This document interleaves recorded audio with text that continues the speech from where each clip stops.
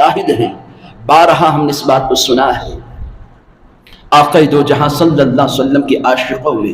ایک نام حضرت امام شرف الدین بوسری رحمۃ اللہ علیہ کا بھی ہے۔ حضرت امام شرف الدین محمد بن سعید جنہیں امام بوسری کہا جاتا ہے، الحمدللہ آپ نے جو حضور پاک صاحب اللہ کی شان مبارکہ میں جو اشعار لکھے ہیں، جو نعتیہ کلام لکھا ہے، دنیا میں اس کی مثال نہیں مل سکتی۔ آج روئے زمین پر سب سے زیادہ اگر عربی کوئی اشعار پڑھے جاتے ہیں تو وہ حضرت امام بوسری رحمۃ اللہ علیہ کے اشعار ہیں، جنہیں ہم قصیدہ بردہ شریف کہتے ہیں۔ یہ قصیدہ بردہ شریف جو بڑا ہی مشہور و معروف ہے، جس کے اشعار الحمدللہ ہر مقام پر گنگنائے جاتے ہیں، پڑھے جاتے ہیں، حصول برکت کے لیے، مقاصد کی تکمیل کے لیے، دنیاوی و دینی حاجتوں کی تکمیل کے لیے گھروں میں بالخصوص اس کا اہتمام کیا جاتا ہے اور اس کی تلاوت کی جاتی ہے، ان اشعار کو پڑھا جاتا ہے۔ یہ اشعار اتنے مقبول کیوں ہوئے؟ اس کے پیچھے مقبولیت کا راز کیا ہے؟ اگر غور و فکر کرے تو نتیجہ یہ نکلتا ہے، اس اشعار کو لکھنے والے ایک عاشق رسول ہیں، حضرت امام شرف الدین رحمۃ اللہ علیہ، جنہوں نے تقریباً اپنی جوانی کی عمر جو ہے بادشاہوں کی شان میں قصیدے لکھتے ہوئے، اشعار لکھتے ہوئے گزارے تھے، مگر جب جوانی کی عمر ختم ہو گئی اور بڑھاپا قریب آنے لگا تو آپ کو فالج کا اثر ہوا۔ اس مرض نے آپ کو اپنوں سے دور کر دیا۔ جو آپ کے چاہنے والے تھے اس فالج کے مرض میں جو ہی آپ گرفتار ہوئے، آہستہ آہستہ جو آپ کے اپنے تھے وہ پرائے ہو گئے۔ کون اپنے ہیں کون پرائے ہیں، یہ انسان کو اسی وقت پتہ چلتا ہے جب اس پر مصیبت کے ایام آتے ہیں۔ بیماری کے ایام میں، پریشانی کے عالم میں، تکالیف کے عالم میں جو ساتھ دے وہی در حقیقت میں اپنا ہوتا ہے۔ خوشیوں کے موقع پر تو ہر ایک ساتھ دیتا ہے، ہر ایک مبارکباد پیش کرتا ہے، مگر جب زندگانی میں غم کے بادل چھا جائے اور ہر طرف مایوسی دکھائی دے رہی ہو، امید کی کوئی کرن دکھائی نہ دیتی ہو، جب میرے دوست اور بزرگوں زندگی کے حالات کروٹ لے چکے ہو، مالداری غربت سے بدل چکی ہو، صحت مندی بیماری میں تبدیل ہو چکی ہو، ایسے وقت میں میرے دوست اور بزرگوں جو آپ کا ساتھ دے وہی اپنے اصل میں ہوا کرتے ہیں۔ لہٰذا حضرت شرف الدین رحمۃ اللہ علیہ جب آپ پر فالج کا اثر ہوا تو دوست پرائے ہو گئے، اپنے بھی غیر ہو گئے۔ تو ایسے عالم میں جب آپ بستر پر پڑے ہوئے ہیں، کوئی پرسان حال نہیں ہے، کوئی آپ کا اس وقت خیال رکھنے والا نہیں ہے، تو اس وقت خیال آیا کاش میں نے اپنے زندگی کی جتنی عمر جو ہے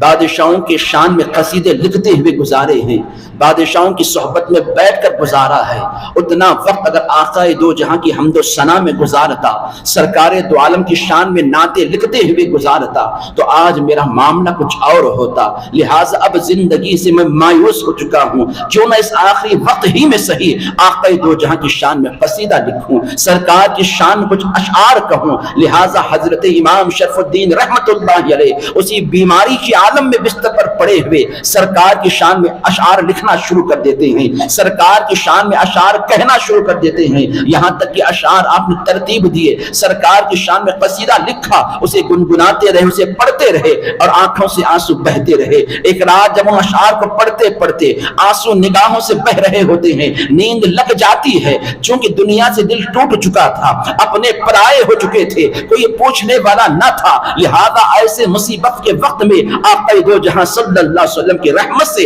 امید لگائے ہوئے سرکار کو آواز دے رہے ہوتے ہیں، مصطفیٰ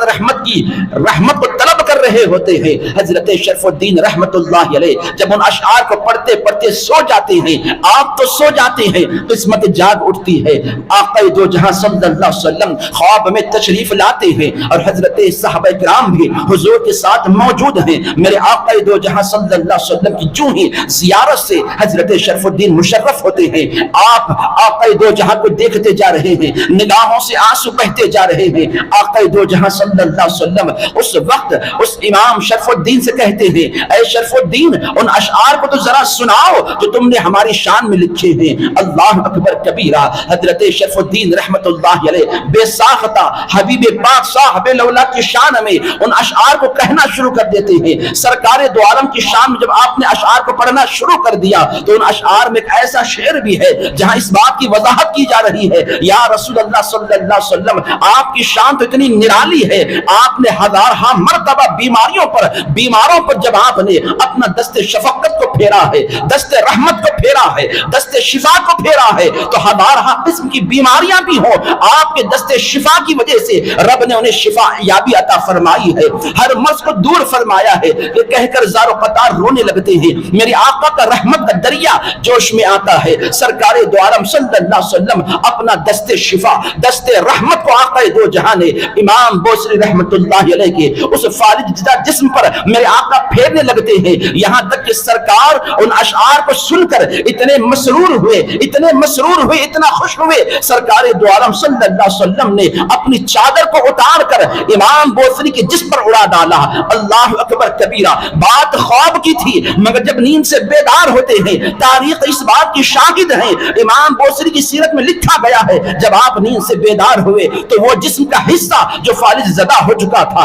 جو بیماری تھے، بیماری کی وجہ سے ہل نہ سکتا تھا، خواب میں جب آقا دو جہاں کی زیارت سے رب نے آپ کو مالا مال کیا، میرے آقا نے جب دست شفا کو آپ پر رکھا، آپ کی نورانی چادر کو عطا فرمایا، اس کا اثر یہ ہوا کہ وہ جسم جو فالج زدہ تھا صحت یابی میں تبدیل ہو جاتا ہے، ہر مرض دور ہو جاتا ہے۔ وہ چادر جو خواب میں آقا نے عطا فرمائی تھی حالت بیداری میں بھی آپ کے جسم پر موجود دکھائی دیتی ہے۔ اللہ اکبر کبیرہ، وہ امام بوصری رحمت اللہ علیہ جب صحت یاب ہو کر بازار سے ایک مقام پر سے گزر رہے ہیں، ایک بزرگ نے راستہ رکوا کر کہا اے امام شرف الدین ذرا ان اشعار کو تو سناؤ جن کی شروعات ان کلمات کے ذریعے سے ہوتی ہے۔ تو حضرت شرف الدین کو تعجب ہوا، پوچھا ان اشعار کو تم کیسے جانتے ہو؟ یہ اشعار میں نے کتاب کی شکل میں ابھی تک تحریر نہیں کیے ہیں، یہ اشعار سوائے میرے رب کے اور ان کے رسول کے کوئی اور جانتا نہیں ہے، تم ان اشعار کو کیسے پہچاننے لگے؟ ان اشعار کو تم نے کب سنا؟ تو وہ بزرگ کہنے لگے جس محفل میں تم آقا کو ان اشعار کو سنا رہے تھے، جہاں آقا ان اشعار کو سن کر جھوم رہے تھے، اے بوصری اس وقت ہم بھی اس محفل میں بیٹھے ہوئے تھے، تمہارے اشعار کو پڑھنے کو سن بھی رہے تھے، آقا کے جھومنے کو دیکھ بھی رہے تھے۔ اللہ اکبر کبیرہ۔ پھر اس کے بعد حضرت شرف الدین رحمت اللہ علیہ نے ان اشعار کو کتاب کی شکل میں تحریر کر دیا، اور آج دنیا بھر میں میرے دوست اور بزرگوں ان اشعار کو ایسی عقیدت و محبت سے پڑھا جاتا ہے، دکانوں میں، گھروں میں، ہر مقام پر اس کی تلاوت ہوتی ہے۔ جس مقصد کے لیے، جس عقیدت کو رکھتے ہوئے بندہ اس کی تلاوت کرتا ہے یا سنتا ہے، رب تبارک و تعالیٰ ان اشعار کی بدولت سے بندے کی دینی و دنیاوی حاجتوں کو، تمناؤں کو مکمل قبول فرماتا ہے اور ان کی حاجتیں بر آ جاتی ہیں۔ معزز حاضرین میں دوست اور بزرگ